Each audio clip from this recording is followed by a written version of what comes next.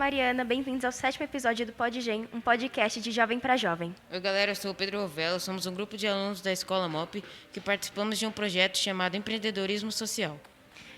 O nosso objetivo com o podcast PodGen é levar os jovens e adolescentes a refletirem, se conscientizarem e obterem novos conhecimentos sobre diversos assuntos muito importantes da atualidade. Hoje estamos recebendo uma convidada mais especial, Mônica Murad. E aí, Mônica, como você tá? Olá, meninos, tudo bem? Tô bem, tá tudo certo. Quero agradecer o convite de vocês. Fiquei muito feliz de estar podendo participar desse projeto. Mônica, você pode contar pra gente um pouco sobre você? Eu sou daqui de São José mesmo, né? Estudei a vida inteira numa única escola. Eu sempre soube, assim, o que eu queria. E aí fiz vestibular de psicologia em Taubaté, me formei na Unital. Só que daí logo depois da minha formatura eu me casei e fui morar no Rio. Daí fiquei 20 anos no Rio, tive meus filhos lá e voltei para São José. Depois de 20 anos, com eles já bem mais crescidos, né? E aí eu conheci a MOP porque eles vieram estudar aqui. E aí, nesse tempo, eu optei por não trabalhar para poder ajudá-los nessa adaptação à nova cidade. E, em seguida, depois de uns 3 anos, eu comecei a trabalhar aqui na MOP. Você pode contar pra gente o que faz um orientador educacional? Então, o orientador educacional, ele trabalha com diversos segmentos da escola, né? Porque a gente é responsável pelo desenvolvimento integral do aluno.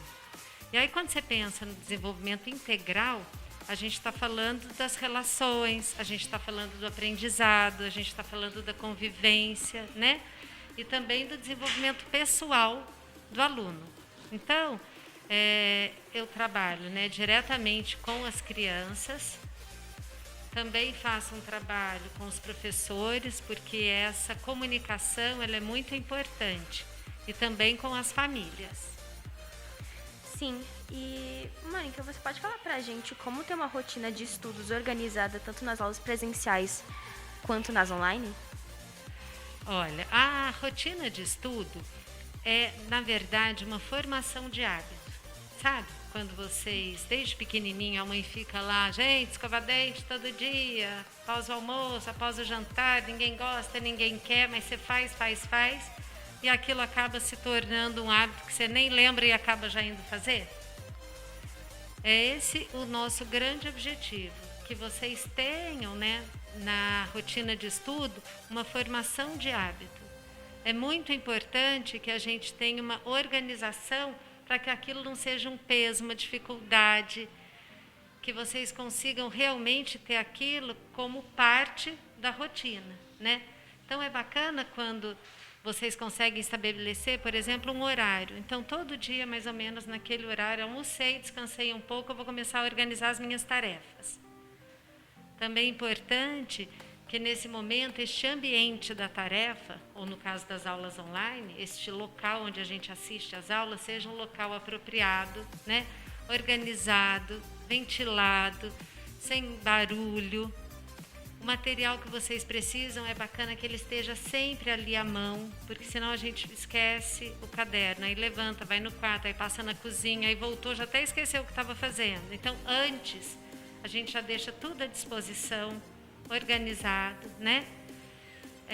Ter esse horário já mais ou menos fixado dentro da rotina de vocês, que é um horário de fazer tarefa. Importante revisitar os conteúdos que vocês viram no período da manhã, então à tarde também. É muito importante que vocês não fiquem horas e horas estudando. Tenham pausas, bebam água, sabe? Isso é muito bacana. Mas quando você está na escola, nas aulas presenciais, você chega em casa, almoça, descansa um pouco e começa essa rotina. Quando a aula é online, acho importante também, durante o período da aula, levantar um pouco, sabe? Dar uma alongada, tomar uma água, voltar para a próxima aula, para que vocês não fiquem expostos por 4, 5 horas sentados ali naquela posição. Então é importante, né? dar uma volta, respirar um pouco, aí retoma, porque daí a gente vai tendo mais energia para fazer as coisas, né? Você acha que os nossos pais têm que interferir ou ajudar a gente na organização dos estudos, quanto para fazer tarefa, quanto para fazer a rotina, ou você acha que a gente tem que, nós alunos temos que agir para fazer essa rotina? Olha, Pedro, quanto mais vocês crescem, é muito importante a participação dos pais na vida de vocês, não só no estudo, né?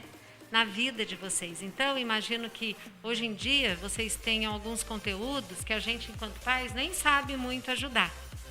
Mas acompanhar o estudo, ver se está tudo caminhando, entender as pendências, conversar sobre a escola ou sobre algum conteúdo, isso tudo ajuda vocês a também valorizarem o trabalho de vocês, né? É o diálogo na família, ele é sempre importante, ele é sempre bem-vindo. E, Mônica, quais são as dicas que você poderia dar para as pessoas que estão somente no online? Porque tem, no caso, um grupo que está no presencial, daí vai para online. Então, eu penso que, como eu já falei, é importante assim, vai começar a aula, trocar de roupa, sabe? Não assistir aula na cama, de pijama. Acho que precisa mesmo dessa coisa de trocar de roupa, sentar num outro espaço, colocar uma aguinha ali do lado, pentear o cabelo, lavar o rosto, tomar café, sabe? Não é levantar da cama e já entrar na aula. Se preparar como se tivesse indo no presencial. Para a escola, exatamente. Sim. Então, colocar uma roupa, às vezes nem precisa ser um uniforme, mas tá com uma roupa, se arrumar, estar presente na aula, né, de verdade, assim, ajuda muito quando liga a câmera, porque daí a gente consegue manter mais o foco. Tirar de perto elementos que possam distraí-los, por exemplo, às vezes o celular, né? Isso inclusive na rotina de estudo, porque, gente, às vezes faz aquele barulhinho de WhatsApp, a gente fica curioso para olhar. Sempre. E aí acaba indo lá, aí olha aquela mensagem mais 10, quando você vê não passou 5 minutos, passaram-se 25, né? E aí desfoca daquilo que vocês estão fazendo. Então, acho que é importante tirar os elementos que distraem, né? Levantar no intervalo das aulas, dar uma esticada, dar uma volta, tá com sono, lava o rosto, volta, abre o microfone, conversa com as pessoas, mostrar que você não está fisicamente no espaço da escola, mas você está ali com aquele grupo. Porque se nesse momento da pandemia que se faz necessária a aula online, a gente está mais recolhido, mais em casa, é o momento de vocês estarem juntos. Então, quando você abre o microfone, você olha as pessoas, a conversa rola, é muito bacana, é muito gostoso, né? E aí não cansa tanto, porque você tem maior interação. Sim. Você acha que, tipo, de tarde, assim, por exemplo, eu tenho uma rotina que eu tenho que fazer as minhas tarefas, as minhas atividades para poder me divertir ou fazer o que eu gosto, jogar, descer no meu prédio, jogar bola. Só que, assim, chega alguns dias que eu tô com mais coisa, tipo, pendente, assim, ou com coisa que eu tenho que fazer mais, e, tipo, eu chego num tempo que eu não tá mais fluindo o que eu tô fazendo. Uhum. E aí, tipo, eu não tô mais prestando atenção no que eu tô fazendo e eu só penso em me divertir. Tipo, como você acha que eu devo fazer quando eu tiver mais atividades pendentes para eu terminar, para um negócio fazer valer a pena? Fazer valer a pena é a palavra, perfeito. E acho que nesse momento da pandemia, uma outra palavra faz bastante sentido, que é a flexibilização, né, da rotina. Então, assim, vocês já ficaram ali sentados, expostos a telas por 4, 5 horas. Vai almoçar, normalmente a rotina é almoço, já começa a fazer. Mas então, naquele momento, você já ficou muito tempo, você não quer fazer aquilo naquele momento. Então, tudo bem, senta, assiste alguma coisa na televisão, conversa com alguém. E aí, quando você já está mais descansado, você pega para fazer o que é da escola e senta e faz aquilo que é da escola.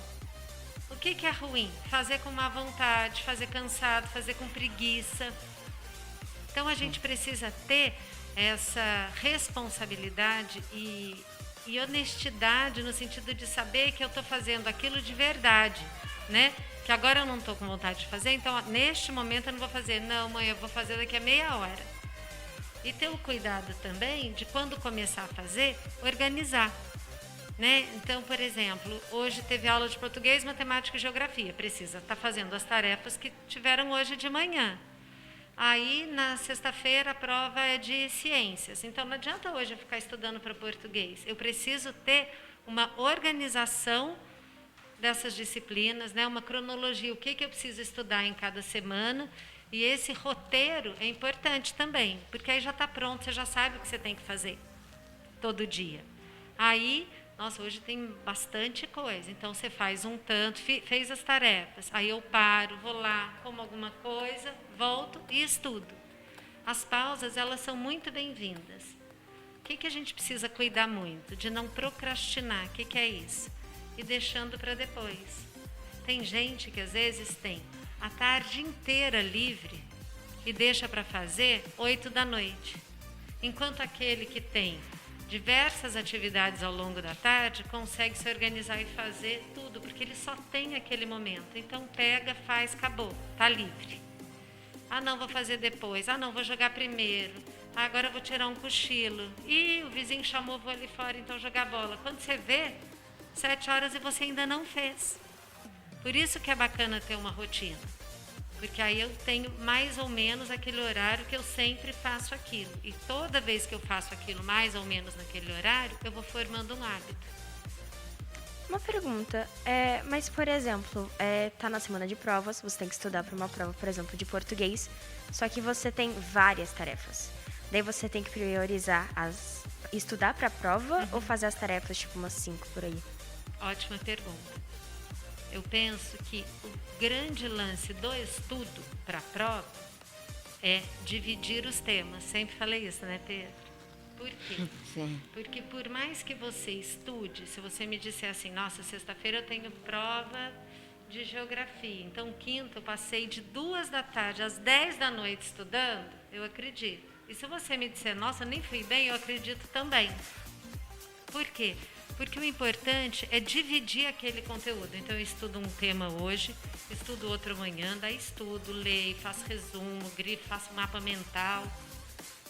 Aí, no dia seguinte, eu faço do outro tema, no outro, porque aí aquele conteúdo, aquilo que você está estudando, ele entra na sua cabeça com mais tranquilidade do que você ter muita informação em pouco tempo para estar realizando essa prova no dia seguinte. Não dá tempo das coisas, de você fazer esse processo de assimilar de fato aquele conteúdo. Então a ideia é, faz a tarefa do dia no dia e depois vai organizar o estudo. Então a semana tem prova de história, então são 4 temas, então já sei que eu tenho que estudar dia tal, dia tal, dia tal. E na véspera a minha recomendação é que se revise tudo. Aquilo que vocês já estudaram e que já está tudo certo. Tipo, qual seria a sua dica pra gente que a gente tá vivendo essa pandemia, esse momento difícil? Então é difícil a gente acordar com a mesma disposição pra acordar, ligar a câmera, participar da aula, ligar o microfone toda a aula, fazer as atividades da aula. Por exemplo, quando tá online, tipo, eu não tô animado, eu não tô querendo fazer aula. Às vezes eu acordo na aula presencial, eu quero vir, eu quero participar, eu vou ver meus amigos, vou ver meus professores, mas quando eu tô sozinho lá em casa, tipo, eu não tô afim, eu não tô querendo. Aí, tipo, qual seria a sua dica pra gente acordar com a mesma disposição para fazer essas coisas, as nossas obrigações, no caso? É o que você disse, né? Quando você vem para a escola, você vem porque você vai ter aula, mas tem um monte de outros objetivos. Você vai encontrar seus amigos, você vai jogar bola na hora do recreio, não é? Sim. Vocês vão, sei lá, comprar um lanche que você gosta, que você sempre compra aqui na cantina, enfim. Outras variáveis ajudam a chegar aqui. Quando você está online, você precisa levantar da cama, sentar ali na frente e ficar. E como que a gente vai ganhando ânimo para isso, né? Aí, eu penso que existe a questão da responsabilidade, que não tem outro jeito, a gente tem que fazer mesmo. E, de novo, repito, ligar a câmera e participar e conversar com os professores vai te dando um gás maior do que se você fica ali meio que quieto, sem ligar a câmera, tá, mas não tá, sabe? Porque aí ninguém fica te exigindo. Quando você está com a câmera ligada, automaticamente você já fica um pouco mais esperto, né? Agora, para que você não esteja tão cansado, aí é aquela coisa que a gente sempre diz, né? Dormir um pouco mais cedo na noite anterior, né? Eu gosto de dar essa dica de logo acaba o almoço, descansa um pouco, já faz as coisas da escola. Porque aí chega 5, 6 horas, você pensa e fala, nossa, já fiz tudo, que delícia. Essa sensação do dever cumprido, né? Já fiz tudo, já estou tranquila, minha mochila já está pronta. Agora você vai ver séries, você vai dar uma volta, você vai passear com o cachorro, você vai jogar. Aí sim, você vai fazer o que você está afim. Porém, a responsabilidade daquilo que te é exigido já está feito, né? E se tem muita dificuldade para acordar, porque dorme tarde, eu acho que uma dica também não se permitir dormir muito à tarde. Porque daí de noite o sono não vem de jeito nenhum e aí embola tudo para o dia seguinte, né? A gente já dorme tarde, não consegue acordar com a mesma disposição. Toma um banho e é isso. Sim. Mas, por exemplo, outro exemplo agora, né? É sexta-feira, acabei de voltar, no caso, acabei a aula online, opa, desculpa. E daí eu tô desanimada, não quero fazer nada, quero ficar assistindo série, brincando, só que eu tenho tarefas do dia. Na sua opinião, é melhor deixar pra fazer isso no sábado e domingo, no qual eu tenho alguns dias, ou fazer logo no dia pra ficar o resto livre? Então, depende da organização da família, né? Se agora, fim de semana, não viaja, também não sai, não vejo tanto problema em deixar para um outro horário que você sabe que vai dar conta. E aí agora eu estou muito cansada, então hoje é sexta-feira, hoje não é dia, ok. Mas esse meu dia de sexta à tarde vai virar sábado de manhã. Não é problema. O problema é procrastinar. Vou deixar para amanhã, aí também vou deixar para tarde, aí também não fiz, chega domingo, 8 horas da noite, sai correndo. E daí, na dúvida, a tarefa ainda fica como pendente, né? E Não aí conseguiu fica fazer. como pendente, exatamente. Uma coisa importante desse momento remoto é aproveitar esse momento da aula para fazer as atividades e trabalhos neste momento. Porque quando a gente fica online, mas não tanto, sabe? Eu estou em casa, a responsabilidade está na mão do aluno. Eu estou ali na aula ou eu estou jogando do lado? Ou eu estou batendo um papinho no WhatsApp? É uma decisão muito pessoal essa, de estar prestando atenção na aula ou estar jogando ao mesmo tempo. Mas quando vocês aproveitam esse tempo da aula para a atividade, para o trabalho, sobra menos trabalhos para a tarde, porque aí fica só realmente aquela tarefa. E se eu prestei atenção na aula, fiz anotações, estou ligada no que o professor está falando, eu já estou estudando. O estudo começa na aula, né? Nessa interação com o professor, nas anotações que eu faço. Então, o estudo começa na aula. Além de se a pessoa não prestar atenção, quem depois vai sofrer com as consequências, no caso é ela, né? Porque daí, o que acontece? Você tem 2 tarefas à tarde, de boa, vamos fazer as tarefas da tarde. Agora, você tem 2 tarefas da tarde, mais 5 pendências, aí você já precisa de uma outra organização, né? Porque quanto mais você percebe que as coisas estão ficando acumuladas, vai batendo aquele desespero. Agora, é muito boa a sensação de olhar lá e falar, nossa, tá tudo certo, tá tudo em dia, tudo organizado, né? Isso já é, por si, um reforço para que vocês se mantenham organizados. Eu tenho uma pergunta que eu acho que muita pessoa vai se identificar. Mas é que assim, por exemplo, eu tô na aula, tem pessoas que têm PC e tem a escolha de poder jogar e de poder estar na aula. Sim. É lógico que a pessoa vai querer jogar. Então, muitas vezes ela vai jogar ao invés de ir na aula, porque ela gosta. Aí, como você disse, é uma opção da pessoa fazer isso. Mas, tipo, você deve entender que é difícil pra gente saber fazer o que a gente gosta e o que a gente deve fazer. Que é obrigado, praticamente. Ir na escola a gente tem que ir, não tem jeito. Aí, tipo, qual seria a nossa dica e, tipo, o que você fala pra gente que tá jogando ao invés de ir pra aula, o que, tipo, pode jogar e pode ir pra aula? Olha, penso eu, Pedro, que a gente tem que ter essa visão bem clara e honesta dessa situação. Nossa, tá muito difícil para mim, porque o tempo todo eu fico ali me distraindo no celular, cato o celular e boto em outro lugar, sabe? Desliga o jogo naquele momento, que um clique é uma coisa, ter que ir lá, ligar tudo, né? Claro que a gente sempre quer que a pessoa tenha essa autonomia, né? desenvolva essa habilidade de entender esse momento, tem autonomia de estar ali fazendo a aula, porque entende a importância disso. Mas está muito difícil assim, então faz mesmo uma coisa de deixa o celular em outro lugar, desliga o jogo, porque aí você vai não se permitindo deixar que esses elementos que te distraem fiquem muito perto de você. Sim. Por isso que a câmera é bacana, porque ela é um inibidor, né? A gente do outro lado, olha, tá vendo se a pessoa tá me olhando ou se ela tá olhando para o lado, para o outro, enfim. Mas por exemplo, tô com a câmera ligada, só que eu posso muito bem abrir uma outra aba e ver vídeo, A gente essas percebe, coisas. né? Sabia? Até pelo olhinho, assim. Gente, tem alguém jogando aí? A gente consegue até perceber, né? E fala mesmo. Os colegas também às vezes denunciam, né? Olha, fulano tá jogando. Nossa, tem a colega que já tá, tipo, classificada. Ah, ele fica jogando na aula, aí você fica dormindo na aula. Né? Então, Já tá. acontece. E é bom que fale. A pessoa na hora fica brava, mas na verdade a pessoa está Querendo ou não, ajudando. é o bem para ela, porque É o ela bem tem que pra prestar ela. atenção na aula. Exatamente, porque quando a gente fala assim, flexibilizar um pouco, dar pausas durante a rotina, né, da manhã, não significa entrar no jogo e ficar lá. Outro dia, um aluno disse para mim, nossa, Mônica, eu perdi a hora porque eu dormi no recreio e acordei só já na quinta aula. Acontece, Eu tenho um colega assim. entendeu? Então, põe o seu celular para despertar. Cria um jeito de poder estar ali naquele momento na aula. Justamente. Ó, você disse que é bom os nossos pais interferir no nosso estudo para ajudar a gente se a gente não está conseguindo acompanhar a nossa escola ou a maneira da gente estudar.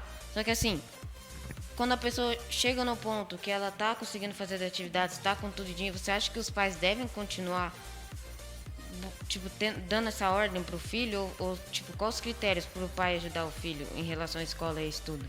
Então, eu penso que não é nem interferir, a palavra seria acompanhar. Porque se você está fazendo tudo numa boa, está tudo certo, as notas estão boas, nossa, que delícia acompanhar isso de perto, né? E ver o quanto o filho está responsável, que as coisas estão acontecendo de um jeito bom. Como é que você fez esse trabalho? Então, assim, essa troca, esse diálogo, é a mesma coisa de quando seus pais chegam do trabalho, você perguntar uma curiosidade sobre o trabalho. Como eu te falei, é esse diálogo que é bacana. Agora, se a escola entra em contato com essa família, porque é isso que acontece, e diz, olha, a gente precisa cuidar porque seu filho as notas não estão boas, a gente está percebendo que ele não está presente nas aulas, aí a conversa já é outra, né? E é importante que os pais saibam, porque talvez essa criança esteja realmente precisando de ajuda. Esse estudante, ele não está dando conta desse papel de estudante sozinho. Então, é importante que tenha alguém ali para ajudar, né? Ele não tem essa autonomia de chegar e de fazer, então está precisando de ajuda. Ele mostra isso como? Não participando da aula, com as notas, às vezes muito baixas. Aí a gente precisa ajudar. Mas existem casos que, por exemplo, os pais não conseguem ajudar a criança da escola, meio que pega, não é a função do pai, mas ele, em vez dos pais ajudarem a escola, que tenta ajudar o aluno?